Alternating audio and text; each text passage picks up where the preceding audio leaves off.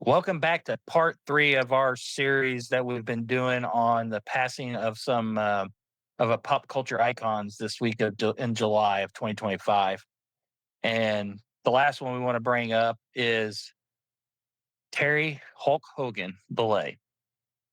As a lot of people know, especially people growing up in the 80s and then in the 90s and even in the early 2000s who were into wrestling, Hulk Hogan defined a generation in wrestling and made wrestling to what it was. So we're going to discuss our memories and stuff about Hulk Hogan. And just a little quote to all my little Hulkamaniacs: say your prayers and take your vitamins, and you'll never go wrong. So carried away, and I will go first. The Hulk Hogan, the news broke when I got the news of Hulk Hogan passing. Seen a notification on my phone that said iconic wrestler. And I was like, because of who the source came from, I was like, somebody just passed away. So I went to X to go look at it, and I saw Hulk Hogan was trending, and I clicked on it and saw that he had passed away at 71. Um, I thought I was actually surprised because I thought Ric Flair would go first because I know Ric Flair has been battling severe health issues for the last couple of years. And the fact that you hear that as Hulk Hogan. But now I'm hearing more and more people who've seen him in the last few months that he's been dealing with some type of health issues. Somebody say that they saw him at an MMA fight back in December and they were going to go up and talk to him, but they knew he was struggling to walk and looked like he was in pain and discomfort and he just didn't look right. And they were like, I'm not going to mess with him and just let him do his thing and get on out of here. But I grew up in a family that watched wrestling. My dad got me into it. My dad is 63 years old and still watches wrestling every week. I've gotten back into it in the last several months. I mean, even I get my wife will even watch it with me. I think she watches it because all the guys. She's got this thing for Roman Reigns. But I, because I make sure I try to watch a little bit during the week, but I catch up on the watch more of the pay-per-view events or the live events that they do every once a month and the Saturday night main events. I still watch those. And I make it a habit because it's just easier for me to watch that stuff on the weekend. A lot of time there's nothing really on TV on the weekends. So I watch that. And I know tonight on SmackDown, which I will probably end up finding a recording of SmackDown and watching it from tonight. But they are doing a massive tribute to Hulk Hogan tonight. But I did get the luxury back in, pull this up, 1992. I actually did get to see Hulk Hogan wrestle. I did make it to WrestleMania 8 when it was in Indianapolis at the Hoosier Dome. Wow. Um, he did have a fight that night against Sid Vicious or Sid Justice at the time. Yeah. Um, he was they were the first. There was two. It was a double main event. It was Hogan versus Sid, and then Flair versus Randy Savage that night. And even though the Hoosier Dome was at the time was one of the smallest NFL stadiums. I mean, it was still pretty small, 60,000 people in there. And I had upper nosebleed seats. And from up there, just watching it from that point, I mean, he was still larger than life from that far away. Getting to watch him and Sid fight, and then even watching the main event with Flair and Savage. And you think, and then you don't realize that how long his career went. I think he wrestled The Rock in a WrestleMania where it was kind of like a pass the torch match, and he was 48 at that time. And then he still did even off and on up to like the last 10 years. It's about 10 ago he was still wrestling here and there. I remember when he was the biggest face of all time and the icon, and everybody looked up to him. And then in the mid to late 90s, the the issues with WWE, WWF at the time, now WWE, and him and Vince McMahon falling out, and he leaves to go to WCW, and he's over at WCW and he's a face, and then all of a sudden he comes out and turns heel. And that was like the biggest shock ever in the history of wrestling. I mean, that's still even bigger than the John Cena finally turning heel earlier this year and turning on Cody Rhodes. And there was a lot of people, it traumatized a lot of people because back then people don't back then didn't knew, but they didn't really know the back behind the scenes stuff of wrestling that we know now. A lot of people thought that was still that a lot of that was real. And when somebody had a feud in the ring, they thought it carried outside the ring.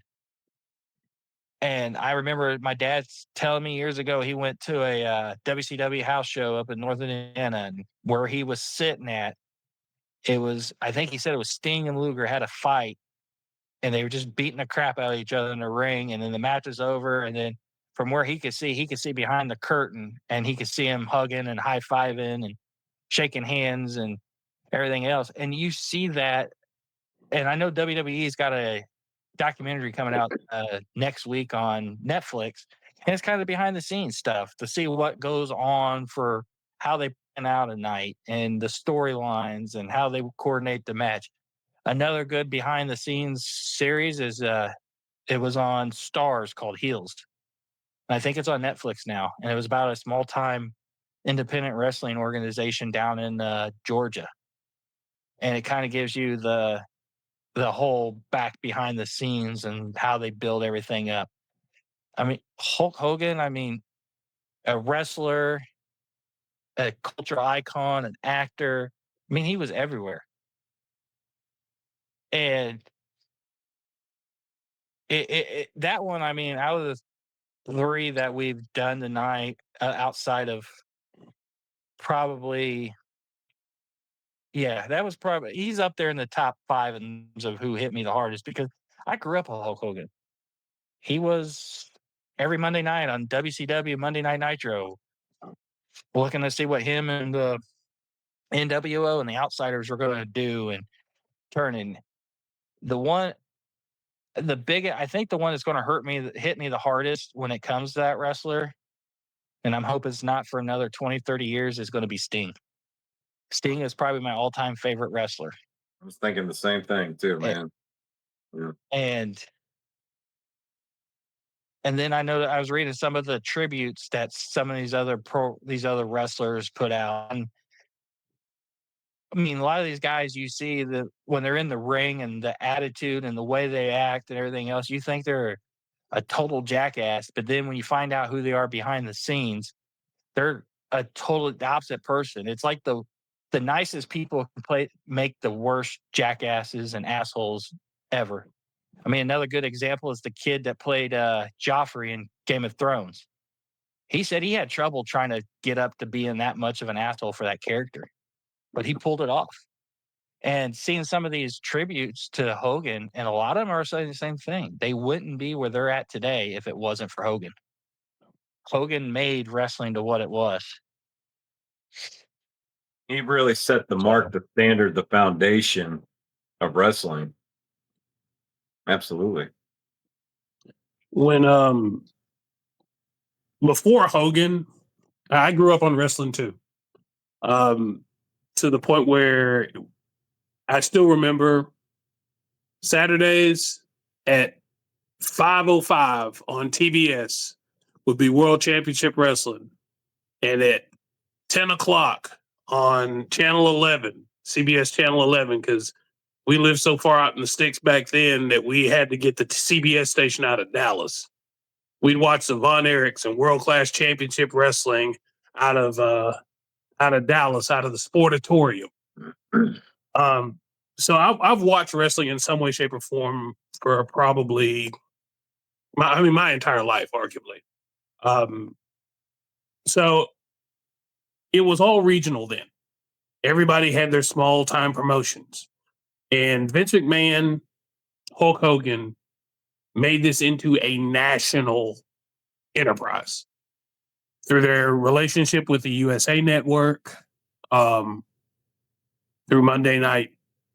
Well, it wasn't Raw then, but they had wrestling on Monday nights.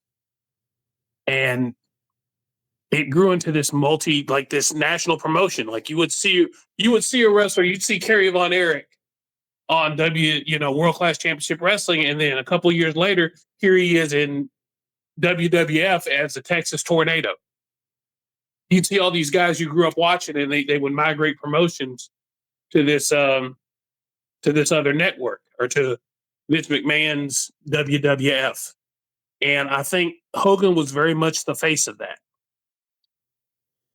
He is the first wrestler to my knowledge, that kind of bridged the gap between wrestling and pop culture.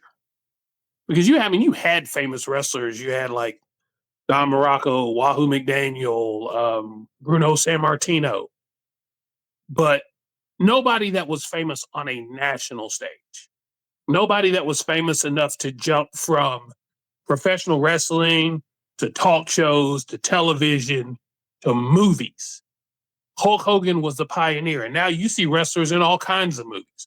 John Cena has become a transitional movie star.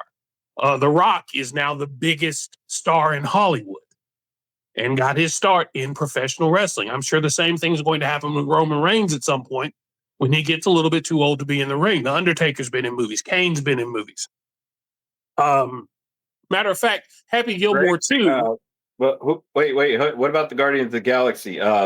Batista, Dave Batista. Dave Batista. Yeah. Thank you for remembering that, because Dave Batista is a phenomenal actor. Absolutely.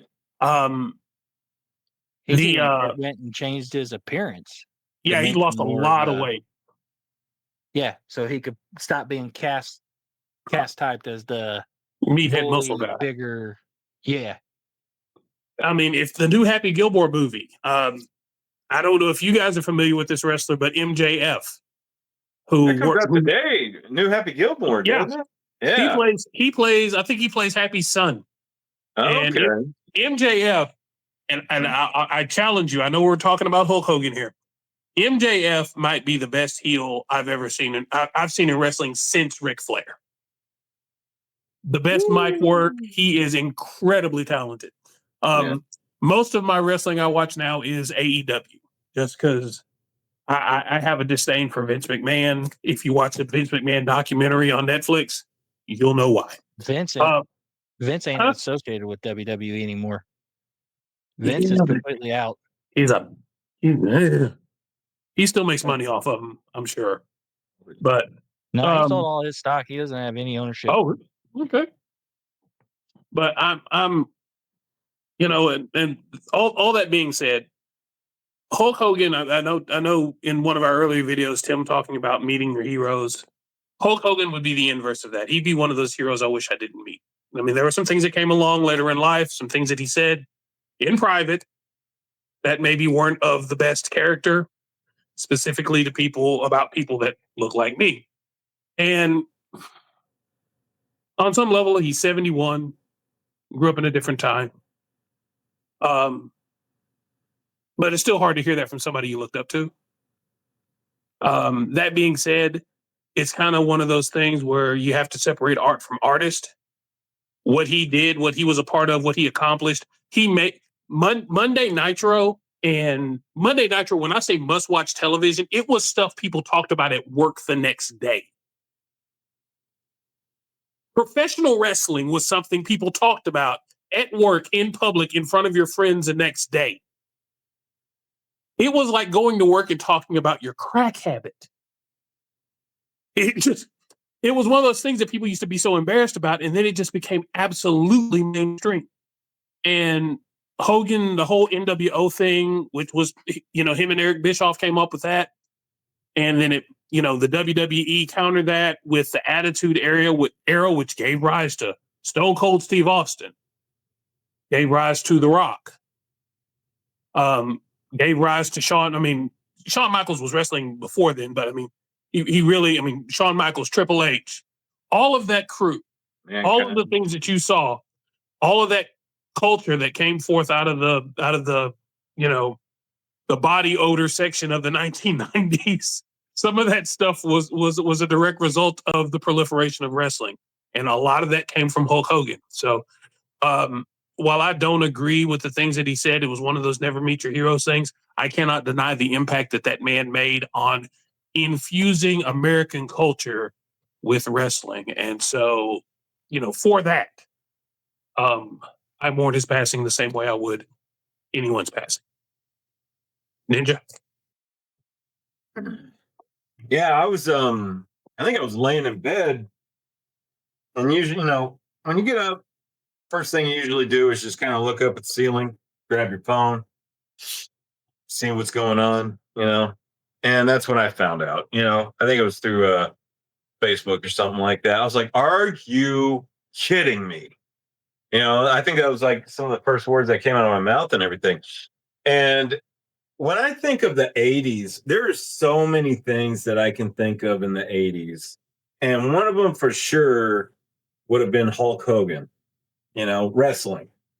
I think the 80s and 90s were the right there. That was the perfect time to watch wrestling, in my opinion, because you got to see this man grow in different eras of the business and everything. Yeah, you got Terry Hulk Hogan, and then you got, then he started getting big. Then you got the Hulkamaniacs. Everybody was a Hulkamaniac, you know. And I remember as a kid, wrestling was so big, they even had their own cartoon. I remember watching that and everything. They had their own cartoon. And then they came out with the toys, with the teddy bear looking things where you can wrestle with them and stuff like that. They got Hulk Hogan, the Ultimate Warrior, Macho Man, Randy Savage. Yeah.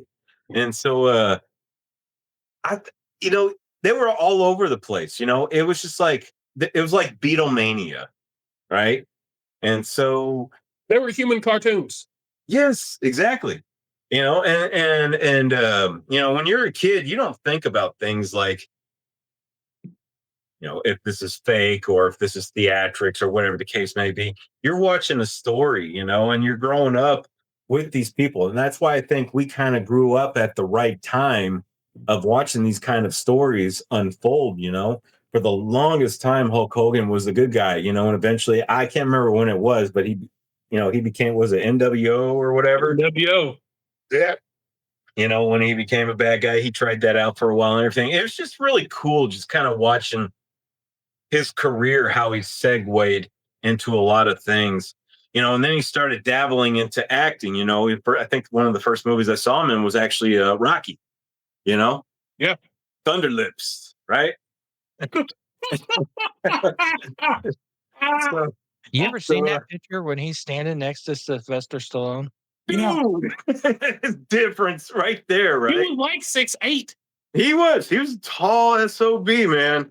But yeah, you got to see him there. And then, I was like, I would follow his career and everything. I was like, he didn't have the greatest movies when it came out, but I still kind of like No Holds Barred to this day, with Zeus and everything. Tiny Zeus Lester, may he rest in peace. May rest in peace. Yeah. And then just kind of watching his career just blossom from there. And then you would see things like, how other wrestlers would praise him or, I wouldn't be here if it wasn't because of you. Well, I mean, you two kind of hit the nail on the head when it comes to like how he pioneered everything as far as that entertainment goes, as far as that business goes. Terry Hulk Hogan, I can't remember his last, Terry something. Malaya, yes. Yeah. He became a household name. When you think wrestling, you got to think of Hulk Hogan. There's just no ifs, ands, or buts about it. You can disagree with me all you want, but he is a household name. That's just my opinion right there, of course. Yeah. And I'd like to hear your guys' in the comments right there who you think how you think of Hulk Hogan. You think he pioneered it or think somebody else had or whatever the case may be, but challenge me on that. Challenge us on that because we all believe that he did that. And so up until the point where I would start, now it's like he got to the point where he would show up every now and then, in wrestling. And then he had his own reality show, kind of like, the Osbournes and everything like that. course, you got to have your own reality show, right? Um, and he's been through a lot of things. And as he got older, I started watching more clips of him on different interviews and stuff like that. He started getting a little bit more onto his religious side and everything, which is fine. That's cool. More power to him and everything like that. And in a way, I kind of think he went out the same way like Ozzy did. He accomplished everything he pretty much ever wanted to do in life at that point. And it really was. They say these things happen in threes, and I would agree with that at this point. We got Malcolm Jamal Warner, we got Ozzy Osbourne, we got Hulk Hogan, and just to kind of throw out a another one here, was it Chuck Mangione? Chuck Mangione. Yeah, just kind of like just kind of want to throw that out there too and everything. I didn't really know his career all that well and everything, but I know that guy was pretty big in jazz. Jazz musician. You can't Michael think Madsen. without thinking, yeah. But it's just with Hulk Hogan right there, I realize I'm getting up there in age and myself and everything, and eh, uh, uh, these guys that just recently, like within a week's time, I'm saying that's a lot. That's just a lot to take on and everything like that. And I'm pretty sure we're not done hearing about Hulk Hogan. It's just going to continue on and everything. And I thank Hulk Hogan for the I would say an impact in a way on my life. As far as entertainment goes and everything like that. He was very entertaining to watch. You couldn't help but watch a YouTube video or, watch a WrestleMania or, play a video game that he was ever promoted on, from Nintendo and up and whatnot. So, yeah, that's it. Hulk Hogan, man. My heart goes out to your family and everything. And While we're on the wrestling kick, if you're watching this in the comments and you just want a good laugh, look up some of the backstage, like the videos where the two wrestlers or multiple wrestlers are sitting back and talking about stuff that happens backstage. yeah, It's some of the funniest stories you'll ever hear. Just absolute gut busting, hilarious stories. These guys put their bodies on the line for your entertainment. And that, whether you're a wrestling fan or not, whether you realize it's real or not, you can't fake falling off a 30-foot steel cage, regardless of what you land in or land on. So, much respect to those guys. I know Hulk Hogan wasn't much of a high flyer or any of that stuff, but he did kind of pave the way so that we could watch current guys like Roman Reigns and Will Ospreay, if y'all are an AEW fan, or MJF. It's he very much paved the way so that those people can have access. So you can have access to them on your TV screens. So I paved the way through everything, man. Just like movies, from uh, entertainment, even video games. I think to this day, my favorite wrestling game, and I'm just going to throw this out there because we are the Beers where we like playing video games. My favorite video game is actually a Nintendo 64 game called WrestleMania 2000. Played the hell out of that game. I probably never would have played it if it wasn't for Hulk Hogan. yeah, I was more into the WCW versus NWO for 64 was mine. And then I had a SmackDown game for my PlayStation. yeah. I think I played that on PlayStation too. Yeah. Hell yeah. Absolutely. Let me tell you something, brother. Since we're on the topic of wrestling, this is like my family especially my grandfather has a tie to wrestling. So there was a wrestler back in the 50s and 60s. He was around from the Indianapolis area. His name was Dick the Bruiser. If you've been around, he was like the big name back in the 60s. I mean, he toured around. Everybody knew who he was. Big name. And I don't know how exactly, but my grandpa and him were friends. And in the early 60s, he actually asked my grandpa if he would go touring with him to be his jobber, the guy that he would go fight every week and beat up and win. And my grandpa almost took it, but at that time he already had, my dad was just born. He was probably less than a year or two old. So, and he wasn't willing to go on the road and leave his family. And so there's a story going around, and I'll make sure I put a picture of the Bruiser up when I edit this, and just show how big of a guy he was. And my grandpa was a big guy back then too. And so my grandpa and his best friend used to hang out at this tire repair shop over on the west side of Indianapolis. And they'd go over there in the evenings and with the owner and drink beer and shoot the shit every night. And and when my grandpa got drunk, there's nothing you could stop him to do. And they were talking about somebody dared him to, the next person that comes walking through the door, my grandpa needs to go up there and pick him up and body slam him. And my grandpa's like, I ain't scared of anybody. Lo and behold, Dick the Bruiser happens to be walking in through the door. God. These guys don't, most of these guys don't know that my grandpa knows Dick the Bruiser at that time. And he walks in, my grandpa gets up and picks him up and just bear hugs him and slams him down on the concrete. And these guys are like ghost white, like, do you know who you just did that to? And he goes, my grandpa goes, I don't give a fuck who it is. I don't care. I'll take whoever on. And then after that happened, Dick the Bruiser, the story I heard is he got up and they started laughing and they hugged each other and patted each other on the back. But those guys were freaked out because back then, I mean, everybody thought wrestling was real. Yeah. I mean, nobody knew how fake it was. And I could kind of see how the conversation would have gone right there, and they're hugging each other and everything. You made a bet, didn't you?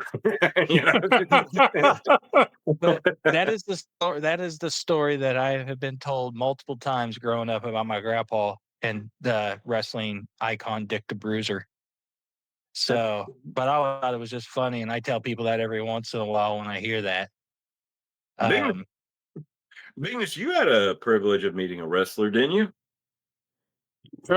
Yeah, Jake the Snake Roberts. Jake at Longview Con of all places. I know, in a hometown. In our hometown. And I've been watching Jake the Snake since probably since he started wrestling. And that guy had a lot of personal demons that he's beaten. And it does my heart good to see him healthy and well. And he's a crotchety old son of a gun, but he's helped to see him healthy and well. It does a lot for me. He was in AEW recently. He was manager for a guy named Lance Archer, who might be the biggest human being I've ever seen. But yeah, it was. I've got an autographed picture of Jake the Snake. He walked in with the snakes, and it's another one of the wrestling videos. But if you get a chance, just look up Jake the Snake and Macho Man. It is comedy gold. It is one of the and Jake does the best Macho Man impression I've ever heard anyone do. He does, man. I've seen him in interviews. Yes, it is absolute gold. What makes that funnier, Kevin, is Macho Man was petrified of snakes. Oh yeah. And and I think the story goes that Jake wasn't supposed to bring that snake to the fight. I know where you're going because of his fear. Yeah. So but I'll tell you what, I'll let y'all watch the story, but yeah, Jake does a great Macho Man impression, like dead on. If you want a good wrestling podcast to listen to, go check out 6 Feet Under with Undertaker. Yeah. And they get some of those old school wrestlers and like Diamond Dallas Page, and he goes in and talks about the one time that Jake the Snake Roberts lost a snake in their house. Oh, yes. So, yeah, That's a good list, and I listen to that when I just need to listen to a podcast and just kind of get away from the political stuff that I listen to. I like listening to the Undertaker's show. Oh gosh, it's so funny. It's so funny. And if you want a good funny movie to go watch, go on. Is it Amazon? Yeah, Amazon. Go watch Heads of State with John Cena and Drew Silva. It's a good. I mean, kind of cheesy in some spots, but I mean, it's just a good laugh. Me and my son watched it when we were on vacation, so. It's funny. It's like you can hear these stories and everything like that. How these characters came about and everything. Like, it's just amazing. I think with the Hulk Hogan, we probably wouldn't have characters like these in a way. No. That I mean, that's just kind of like how he just kind of just paved the way for a lot of people and whatnot. Good times, man. You mentioned the Undertaker. I remember when he was wrestling as Mark Calloway, his real name, a skinny, lanky 19-year-old redheaded kid in Dallas. I remember him debuting on World Class Championship Wrestling. And Yeah. 35, 40 years later, he is a he is an icon, he recognized literally around the world. And he also tells a really, really funny story about the Iron Sheik too. Which, if we're going to discuss wrestling characters, the Iron Sheik has got to be one of my favorites. Don't listen to anything about him in front of kids. Huh? He passed away recently too, didn't he? He passed away about, I want to say 4 or 5 years ago. Huh. But it was recent. Yeah, I used to follow him on Twitter. It was the most vulgar feed I've ever seen. And it wasn't anything pornographic or anything, it was just, just, I leave it to you to actually look that up, but he was one of the funniest Twitter feeds ever. Like every day, I'd be laughing and Stacey would go, "What did the Iron Sheik say?" He was absolutely hilarious. I posted a picture, one of the pictures of Dick the Bruiser from Good back in the Lord. day. That man looks like a barrel with arms. Yeah, he was a big dude. And he played football at Purdue University. And I want to say he did play NFL a bit. Wow. That is I just looked it up too. Iron Sheik passed away in 2023, man. Wow, it was only a couple of years ago? For some reason, I thought it was time flies. Yeah. Time flies. But the story of him, the Undertaker, sharing a hotel room with the Iron Sheik. Good stuff. Anyway, but we digress. We're really here to talk about the passing of Hulk Hogan. So, gentlemen, for the Hulkster. To the Hulkster.